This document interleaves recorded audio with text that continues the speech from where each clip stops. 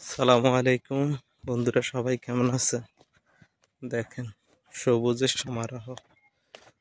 সবুজের সমারোহ ধান ক্ষেত। গ্রামের ধান ক্ষেত দেখতে অনেক সুন্দর দেখায়।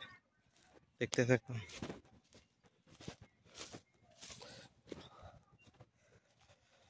আজকে আমি আসছি আমাদের নিজেদের ক্ষেত দেখার জন্য। নিজেদের ধান ক্ষেত আছে, ওটা দেখার জন্য আসছি। দেখতেছি আমাদের ক্ষেতে পানি, অনেক পানি।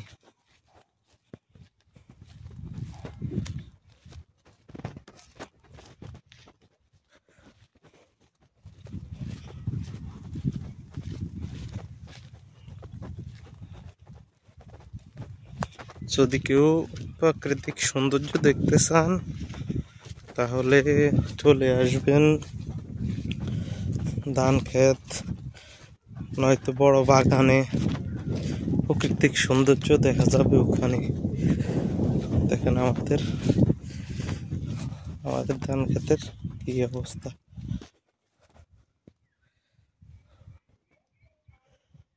আমাদের ধান ক্ষেত এর অবস্থা খারাপ। দেখেন ময়লা যুক্ত সব এক জায়গায়। অন্য মানুষদের ধান ক্ষেত দেখেন, ধান রোপণ করে 1-1.5 মাস 2 মাস পরে ধান চলে আসবে। আমাদেরটা এখনো রোপণ করা হয় নাই, কারণ পানি বেশি।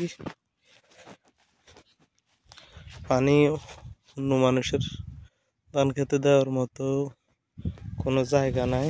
সবার ধান খেতে পানি। আমরা দেখতে থাকি।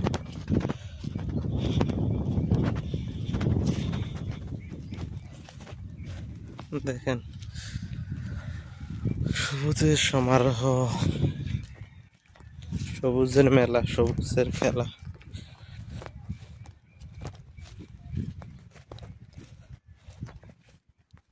মন চায় বারে বারে এই সবুজের বাংলাদেশে ঘুরতে।